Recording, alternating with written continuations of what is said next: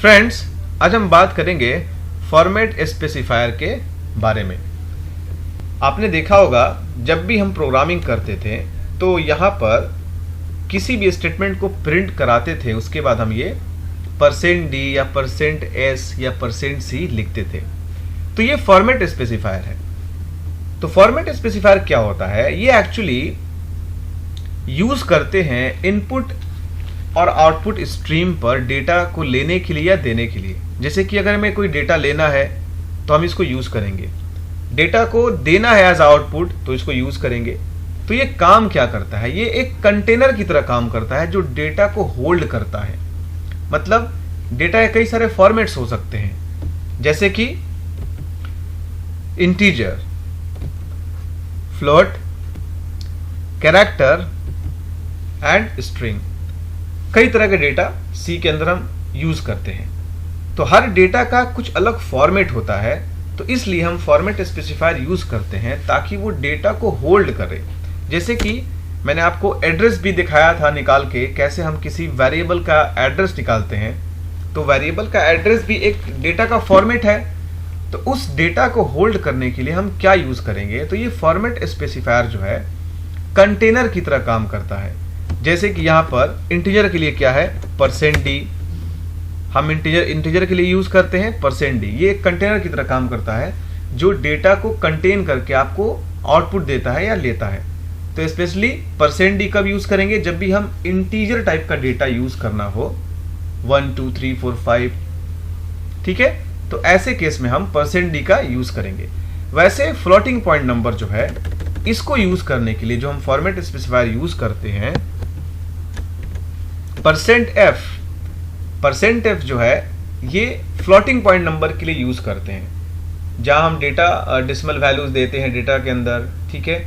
तो उसको प्रिंट कराने के लिए ये कंटेनर की तरह काम करेगा। जैसे यहां पर जो वेरिएबल है आप देख रहे हो, वेरिएबल के अंदर हमारा वैल्यू होता है, ठीक है। पर हम फॉर्मेट स्पेसिफायर अगर नहीं देते हैं तो हमारा वैल्यू प्रिंट नहीं होता है। हम आपको अभी प्रोग्राम करके भी दिखाएंगे। तो यहां से जो डेटा जो होता है, यहां पर डेटा का रेफरेंस है। जैसे ही हम फॉर्मेट स्पेसिफायर यूज करते हैं तो ये जो डेटा है ना, वो रिफ्लेक्ट होके इस कंटेनर में आके होल्ड होता है। तो ये हमें शो करता है। जैसे कि ये आउटपुट देता है, इनपुट लेता है। तो इसको आप समझे कि ये कंटेनर की तरह काम कर रहा है जो डेटा को होल्ड करेगा। अगर ये कंटेनर नहीं होगा, सपोज मैं आपको आसान वर्ड में समझा रहा हूं, कंटेनर अगर ये नहीं होगा तो ये डेटा जो यहां से रिफ्लेक्ट होगा तो फिर कहां पे आके स्टोर होगा? कोई कंटेनर तो होना चाहिए जो होल्ड करेगा। तो %d क्या है?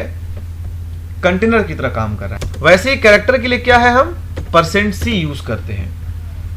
और स्ट्रिंग टाइप का जो डेटा होता है उसके लिए हम %s यूज करते हैं। तो अलग अलग डेटा का अलग अलग हमारा फॉर्मेट स्पेसिफायर है। अब हम आपको प्रोग्राम करके बताते हैं कैसे ये वर्क कर रहा है, ठीक है। तो आपको अच्छी तरह से और क्लियर हो जाएगा।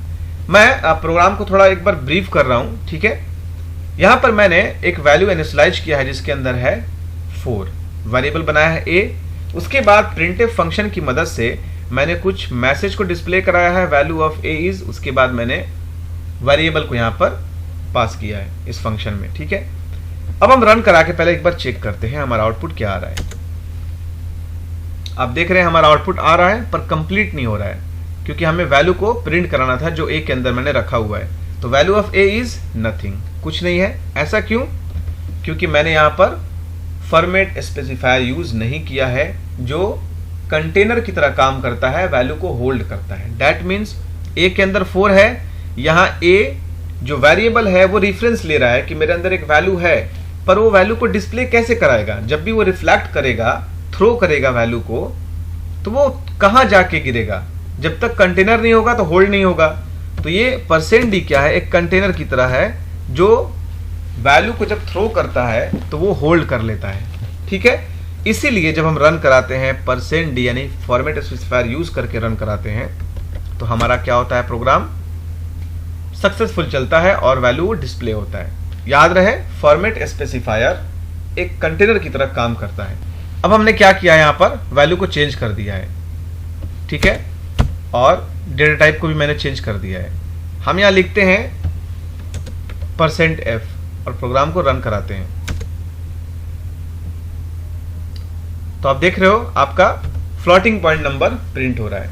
तो ये ऑलमोस्ट फॉर्मेट स्पेसिफायर इसीलिए होता है ताकि आप सही फॉर्मेट को यूज करो सही वैल्यू के साथ, ठीक है, और सही डेटा टाइप के साथ। तो ओवरऑल इसका जो सिंबल होता है वो परसेंट होता है। ये स्टार्टिंग जो इसका सिंबल है परसेंट से स्टार्ट होता है, %C, %D, %S, ठीक है।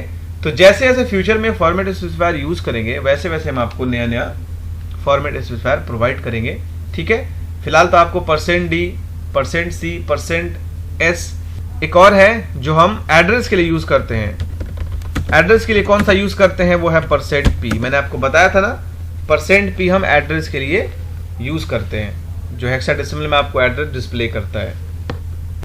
तो ओवरऑल ये थोड़ा सा एक ब्रीफ था फॉर्मेट स्पेसिफायर के रिगार्डिंग, और जो भी होगा और फ्यूचर में आपको हम फॉर्मेट स्पेसिफायर यूज करके बताएंगे, ठीक है। कोई दिक्कत हो तो आप मुझे कमेंट कर सकते हैं। Have a nice day.